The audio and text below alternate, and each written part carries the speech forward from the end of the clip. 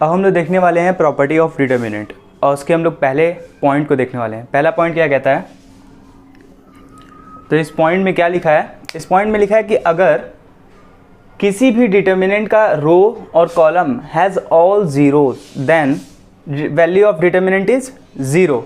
अब यहाँ पे क्या समझना है, वैल्यू ऑफ डिटर्मिनेंट की बात मैं क्या कर रहा हूँ, जब आप लोग डिटर्मिनेंट सॉल्व करेंगे तो उसकी वैल्यू क्या आएगी, ज़ीरो आएगी। कब आएगी, जब तो रो या फिर कोई कॉलम क्या होगा, ज़ीरो होगा। जैसे कि यहाँ पे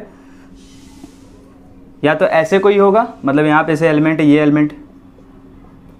अब इसमें जो ये वाला होगा, या तो ये पूरा ज़ीरो होगा तो ज़ीरो हो जाएगा, या फिर यहाँ पे अगर देखें हम लोग तो ये पूरा ज़ीरो हो जाएगा।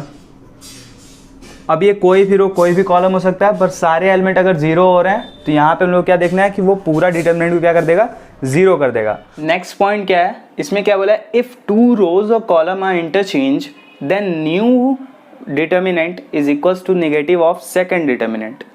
अब यहाँ पे पहला डिटर्मिनेंट जो होगा वो दूसरे डिटर्मिनेंट के निगेटिव के इक्वल हो जाएगा, जो वैल्यू आएगी ओवरऑल इसकी।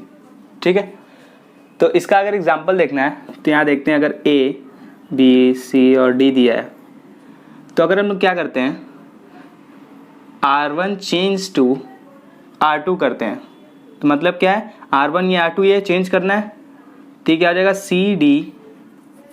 नेक्स्ट जो डिटर्मिनेंट बनेगा न्यू, ये ऐसे कुछ मान लेते हैं, न्यू इसको मान लेंगे क्या, सी डी और ए बी। तो यहाँ पे हम लोग ये निगेटिव साइन लगाना ज़रूरी हो जाएगा, और जो इसकी डिटर्मिनेंट की वैल्यू आएगी वो भी क्या आएगी, निगेटिव भी आएगी। ठीक है, यहाँ पे अगर हम लोग तीसरा पॉइंट देखें तो तीसरे पॉइंट में क्या बोला है, if any two rows and columns are identical और proportional then value of determinant is equals to zero.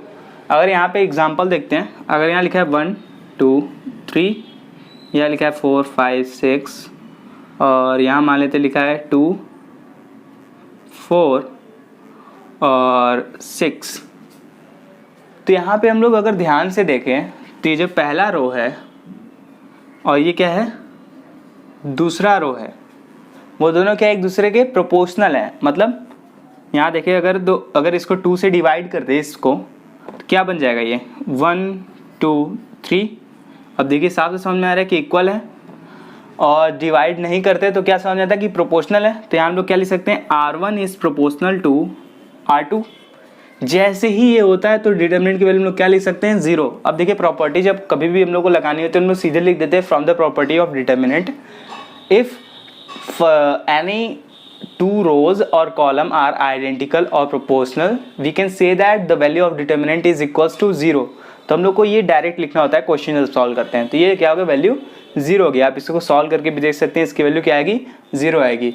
तो आप इसको सॉल्व करके देखिए इसको, फिर देखते हैं नेक्स्ट पॉइंट। अब हम लोग बात करते हैं पॉइंट 4 की। अब पॉइंट 4 में क्या है, determinant can be split of rows और column in expressed as sum of two और मोर टर्म्स। अब ये पढ़ के तो मुझे भी नहीं समझ में आता है एक बार में, मुझे समझना पड़ा एग्जांपल देके इस पॉइंट को। तो एग्जांपल देके समझते हैं इस पॉइंट को क्या होता है। अगर कोई मैट्रिक्स लिखा है A प्लस B और ये C प्लस D और यहाँ कुछ K M P D F K कुछ भी रैंडम एलिमेंट, तो इसको हम लोग क्या लिख सकते हैं, जो एक यहाँ क्या बोला है देखिए, determinant can be split of row और कॉलम। एक पर्टिकुलर रो और कॉलम के हिसाब से एक डिटर्मिनेंट हम लोग स्प्लिट कर सकते हैं। मतलब अगर हम लोग ऐसा लिखें A के B, हम लोग क्या किए हैं, इसके अलॉन्ग रो 1 के अलॉन्ग स्प्लिट कर रहे हैं। ठीक है, क्या कर रहे हैं, रो 1 के अलॉन्ग स्प्लिट कर रहे हैं। तो सिर्फ रो वन के अलॉन्ग स्प्लिट कैसे होगा, ये वाले एलिमेंट जो होंगे पहले एलिमेंट उनको एक मैट्रिक्स में लिखेंगे, बाकी नीचे के पूरा सेम होगा, M F P K, और बीच में क्या साइन था, प्लस। अगर माइनस होता तो माइनस, क्या होता, B C D, और फिर नीचे पूरा सेम।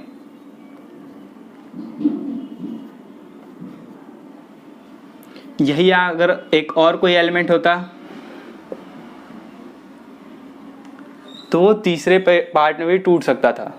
अब यहाँ पे अगर ये सोच रहे हैं कि अगर यहाँ 3 एलिमेंट था और 2 में ही तोड़ना तो क्या करते हैं, यहाँ कुछ नहीं करते, एक इनमें से कोई भी एक में इसको छोड़ देते हैं, मतलब रहने देते, एक ही बार इसको प्लस ओपन करते हैं सिर्फ पहले एलिमेंट के लिए, फिर सेकंड किसी भी थर्ड के लिए। तो ये वाला टॉपिक ये बताता है। नेक्स्ट देखते हैं 5वीं प्रॉपर्टी में क्या है, if row 1 goes to row 1 plus row 2, या फिर रो 1 में 5 का मल्टीप्लाई हो जाता है और फाइनल रो जो 1 है वो 5 R1 में बदल जाता है, या फिर R1 goes to R1 plus 5 R2 हो जाता है। 5 R2 मतलब 5 का मल्टीप्लाई R2 में किया गया फिर सम किया है। किसी भी रो के लिए किसी भी रो को कर सकते हैं, ये किसी भी कॉलम के लिए किया जा सकता है। ये हम लोग ऐसे ऑपरेशंस का यूज़ करते हैं, ऐसे ट्रांसफॉर्मेशंस का यूज़ करते हैं।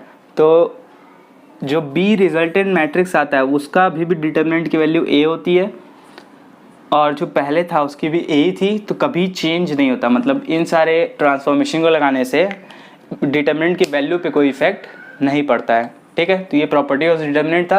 और हम लोग बात करेंगे नेक्स्ट टॉपिक पे, डिफरेंट वीडियो में होगा, इसके बाद वाले वीडियो में होगा, वो होगा एडजॉइंट ऑफ मैट्रिक्स कैसे निकालते हैं। और फिर हम लोग उसके बाद देखेंगे इन्वर्स ऑफ मैट्रिक्स कैसे निकालते हैं एडजॉइंट मेथड से। इन्वर्स ऑफ मैट्रिक्स निकालने के 2 तरीके होते हैं, एक पहला एडजॉइंट की हेल्प से और दूसरा होता है एलिमेंट्री ऑपरेशन या फिर ट्रांसफॉर्मेशंस लगा के। तो दोनों को हम लोग देखेंगे इसके बाद वाले लेक्चर में। ठीक है, तो अगर आपको लगता है ये वीडियो आपकी यूज़फुल थी तो वीडियो को लाइक कर दीजिए, चैनल को सब्सक्राइब कर दीजिए कि नेक्स्ट वीडियो आपको देखने को मिले, और बेल आइकन दबा दीजिएगा अगर आपको इस सीरीज़ से रिलेटेड और वीडियोस देखनी है तो हम लोग मिलेंगे नेक्स्ट वीडियो में।